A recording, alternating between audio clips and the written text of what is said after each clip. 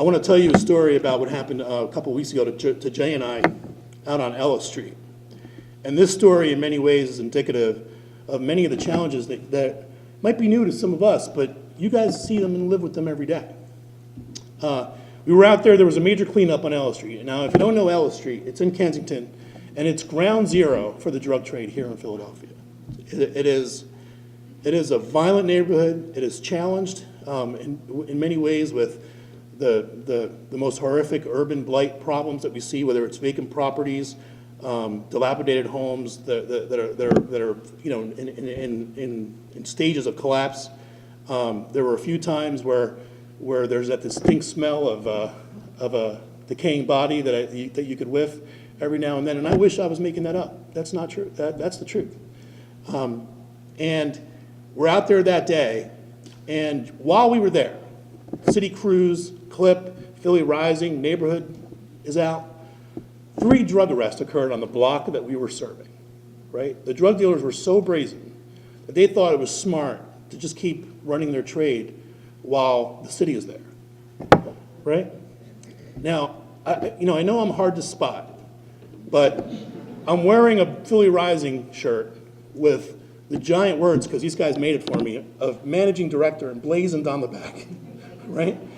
And the drug dealer in that area, a woman who was very upset that day, thought it was smart to walk up to me and have a conversation. And she was angry.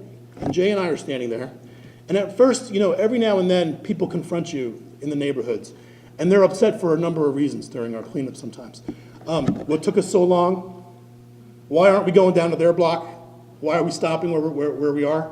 How did they get involved? Why didn't they hear about this?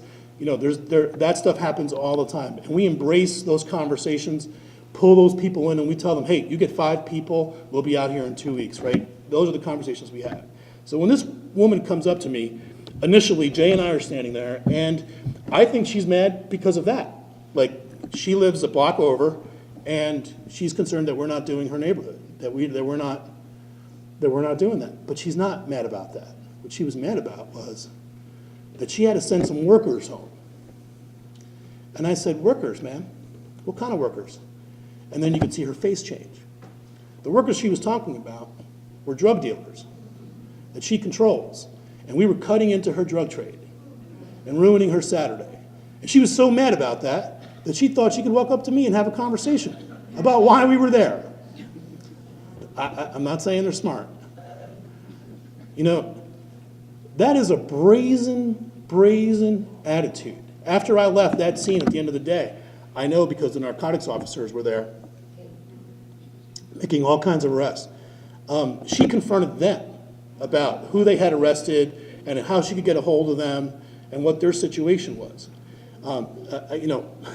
I met with one of those narcotics officers yesterday, and I had a conversation with him about just that woman walks around acting like that neighborhood is hers.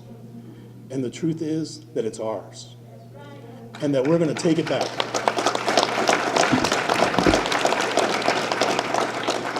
And I'm telling you, we're going to look at things like civil forfeiture. We're going to prove a case against that woman. And if she keeps it up, we're not only going to lock her up, we're going to take her home. Because that's not going to be a drug home in that neighborhood anymore. And we're going to figure out how to do that. So we've started that process. Now here's the good part.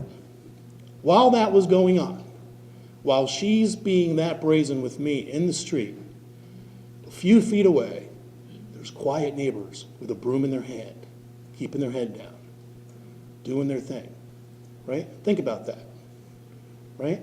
The courage it takes to stand up and show up when the city wants to clean up, when you know the local drug dealer's mad and upset, out there cleaning those alleyways. And there was a great deal of progress done that day. They cleaned an entire alleyway and a lot of that block on Ellis Street. That's what this is all about. If those folks can show up and do that under that environment, right, then gosh, I mean, how much more must I do, right? They have to live in that environment and live under that scrutiny from that individual. And it's to us to do our part. And that's a good part of this story, right?